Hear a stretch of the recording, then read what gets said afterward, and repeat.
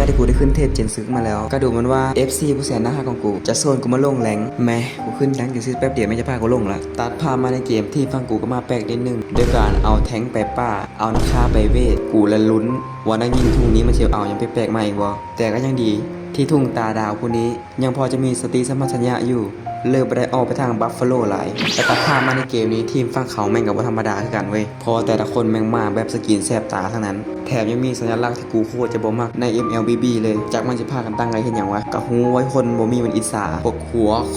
กูบอกเลยถ้ากูเจอสัญลักษณ์นี้กูมีอย่างกูใส่โมโตแน่นอนเปิดมาต้นเกมกูเลยลงมาใส่พวกมีความหากรเลยเว้ยอันดับแรกกูเลยไล่กระแทกจนไม่ได้หนีเข้าป้อมไปและกูได้ทำการอันตีฟาดไส้แต่แม่งเสือกว่าวจะกลายเป็นพวกล่านเซเวอร์โฮคอสมันต้องมาหับกรรมแทนพวกที่มีความหักนั่นเองถึงแม้ว่ากูจะผิดหวังต่อการไล่ฆ่าคนมีความหักแต่อย่างน้อยกูยังสมหวังกับเต่าเว้ย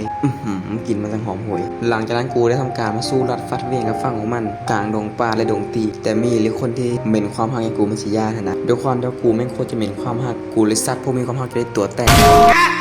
ตัดภาพมาหลังจากที่กูได้จัดการพวกมีความหักแล้วกูก็มาใส่เดี่ยวกับตัวหัวเข้าต่อแต่ดูเหมือนว่าฝั่งศัตรูจะห้าวกูเลยทำการส่งมันไปกินข้าวผ่านที่หลังจากนั้นกูได้ทำการตีตัวหัวเข้าต่อตัดภาพมาจังหวะนี้กูที่เห็นว่าล่านซิลวยหัวคอสมันไล่ฆ่าทุ่งตาดาวฝั่งกูได้ทำการเข้าไปช่วยเหลือและได้กระแทกบอลล่างจนเราจะได้ตัวแตกไปและหลังจากนั้นกูได้ทำการพาเพื่อนกูมาใส่เดี่ยวกับหลอดต่อหลังจากนั้นกูได้ทำการพาหลอดมาเชิดสายให้อสังหาฟังมันโดยหวังว่าจะปิดบัญชีด้วยการบุกเพียงครั้งเดียวหลังจากนั้นกูที่เห็นว่าสถานการณ์มันค่อนข้างจะไม่ค่อยดีปานใดกูได้ทำการพุ่งเข้าไปใส่เพื่อจะปิดเกมให้ได้เองและสุดท้ายปอมมันก็ได้แตกไป